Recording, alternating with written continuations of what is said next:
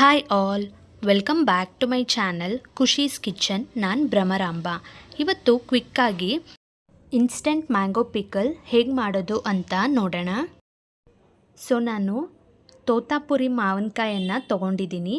ಈ ಸೈಜಿಂದು ತೋತಾಪುರಿ ಮಾವಿನಕಾಯನ್ನು ನಾನು 6 ತೊಗೊಂಡಿದ್ದೀನಿ. ಇಲ್ಲಿ 4 ಇದ್ದಾವೆ, ನಂತರ 2 ಕಟ್ ಮಾಡಿ ಹಾಕ್ಕೊಂಡಿದ್ದೆ. ಈ ಸೈಜು ಈ ರೀತಿ ಇರಬೇಕು.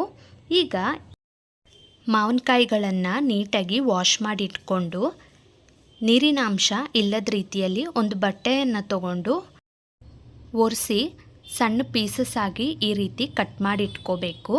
ಈಗ ಖಾರದ ಪುಡಿ ನಾನು ತೊಗೊಂಡಿರೋ 6 ಮಾವಿನಕಾಯಿಗಳಿಗೆ ಸುಮಾರು ಒಂದು 10 ಸ್ಪೂನಷ್ಟು ರೆಡ್ ಚಿಲ್ಲಿ ಪೌಡರನ್ನು ತೊಗೊಂಡಿದ್ದೀನಿ. ನಂತರ ಒಂದು 5 ಸ್ಪೂನಷ್ಟು ಉಪ್ಪನ್ನು ತೊಗೊಂಡಿದ್ದೀನಿ. ಉಪ್ಪನ್ನು ಮೊದಲಿಗೆ ಕಡಿಮೆನೇ ಹಾಕ್ಕೊಳ್ಳಿ, ಬೇಕಿದ್ರೆ ಲಾಸ್ಟಲ್ಲಿ ಹಾಕ್ಕೋಬೋದು. ಈಗ ಖಾರದ ಪುಡಿ ಉಪ್ಪನ್ನು ಮಾವಿನಕಾಯಿ ಪೀಸಸ್ಗಳಿಗೆ ಚೆನ್ನಾಗಿ ಹಿಡಿಯೋ ರೀತಿಯಲ್ಲಿ ಈ ರೀತಿ ಮಿಕ್ಸ್ ಮಾಡಿ ಇಟ್ಕೋಬೇಕು. ನೋಡಿ, ಈ ರೀತಿ ತಳದಿಂದ ಮೇಲೆವರೆಗೂ ಸಹ ಈ ರೀತಿ ತಿರ್ಗಿಸ್ಕೊತ ಚೆನ್ನಾಗಿ ಮಿಕ್ಸ್ ಮಾಡಬೇಕು.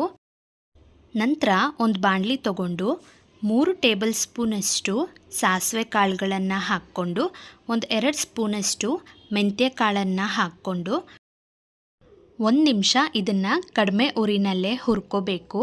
ಆಗ ಫ್ಲೇವರ್ಸ್ ರಿಲೀಸ್ ಆಗುತ್ತೆ. ಈಗ ಇದು ರೆಡಿ ಇದೆ, ಕಲರೂ ಸಹ ಚೇಂಜ್ ಆಗಿದೆ.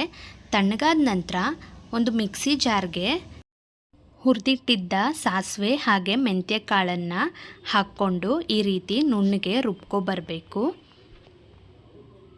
ನೋಡಿ, ಈ ರೀತಿ ನುಣ್ಣಗೆ ಇರಬೇಕು. ಈಗ ಈ ಪುಡಿಯನ್ನು ಸೇರಿಸ್ಕೊಂಡು ಮತ್ತೊಂದು ಸತಿ ಈ ಮಸಾಲೆ ಎಲ್ಲ ಮಿಕ್ಸ್ ಆಗೋವರೆಗೂ ಮಾವಿನಕಾಯಿಗೆ ಹಿಡಿಯೋವರೆಗೂ ಸಹ ತಳದಿಂದ ಮೇಲಕ್ಕೆ ಚೆನ್ನಾಗಿ ತಿರುಗಿಸ್ಕೋಬೇಕು. ಈ ರೀತಿ ಮಿಕ್ಸ್ ಮಾಡಿ ಇಟ್ಕೊಂಡ ನಂತರ ಮತ್ತೊಂದು ಕಡೆ ಬಾಣಲಿ ತಗೊಂಡು ಅದಕ್ಕೆ ಒಂದು 300 ml ಅಷ್ಟು ಎಣ್ಣೆಯನ್ನು ಹಾಕ್ಕೊತೀನಿ. ಇದಕ್ಕೆ ಒಂದು 2 ಸ್ಪೂನಷ್ಟು ಸಾಸಿವೆಯನ್ನು ಹಾಕ್ಕೊಂಡು ಸಾಸಿವೆ ಸಿಡಿಲಿಕ್ಕೆ ಬಿಡಬೇಕು. ಸಾಸಿವೆ ಸಿಡಿದ ನಂತರ ಒಣಮೆಣ್ಸಿನ್ಕಾಯಿ ಒಂದು 10ರಿಂದ 12 ಒಣಮೆಣ್ಸಿನ್ಕಾಯನ್ನು ಹಾಕ್ಕೊತೀನಿ.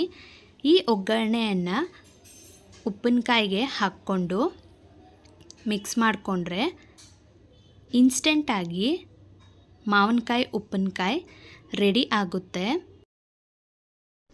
ನೋಡಿ, ಉಪ್ಪಿನಕಾಯಿ ಮಸಾಲೆ ಭರಿತವಾಗಿ ಎಷ್ಟು ಚೆನ್ನಾಗಿದೆ. ಇದನ್ನು ಮಿಕ್ಸ್ ಮಾಡಿದ ನಂತರ ಒಂದು ಸತಿ ಉಪ್ಪನ್ನು ಚೆಕ್ ಮಾಡ್ಕೊಳ್ಳಿ. ಉಪ್ಪು ಕಡಿಮೆ ಇತ್ತು, ಆದ್ದರಿಂದ ನಾನು 1.5 ಸ್ಪೂನಷ್ಟು ಉಪ್ಪನ್ನು ಸೇರಿಸ್ಕೊಂಡು ಮತ್ತೊಂದು ಸತಿ ಉಪ್ಪು ಹಿಡಿಯೋವರೆಗೂ ಸಹ ಚೆನ್ನಾಗಿ ಮಿಕ್ಸ್ ಮಾಡಿಕೊಂಡೆ. ಈ ಉಪ್ಪಿನಕಾಯನ್ನು ಒಂದು 2 ವಾರಗಳ ಕಾಲ ನೀವು ಫ್ರಿಜ್ಜಲ್ಲಿ ಸ್ಟೋರ್ ಮಾಡಿಕೊಂಡು ಯೂಸ್ ಮಾಡ್ಕೋಬೋದು. ಅಷ್ಟೇ, ಒಂದು 10 ನಿಮಿಷ ಟೈಮ್ ಇದ್ದರೆ ಸಾಕು. ಈ ಉಪ್ಪಿನಕಾಯನ್ನು ಇನ್ಸ್ಟೆಂಟಾಗಿ ಈಸಿಯಾಗಿ ಮಾಡ್ಕೋಬೋದು. ಕೂಡಲೇ ಮಾವಿನಕಾಯನ್ನು ತರಿಸ್ಕೊಂಡು ಈ ರೀತಿ ಒಮ್ಮೆ ನೀವು ಸಹ ಟ್ರೈ ಮಾಡಿ ನೋಡಿ. ಅನ್ನಕ್ಕೆ ತುಂಬಾ ಚೆನ್ನಾಗಿರುತ್ತೆ, ಅಥವಾ ಯಾವುದಾದ್ರೂ ಸಾರು ಜೊತೆಗೆ ಕಾಂಬಿನೇಷನ್ ಆಗಿ ಉಪ್ಪಿನಕಾಯಿ ಚೆನ್ನಾಗಿರುತ್ತೆ.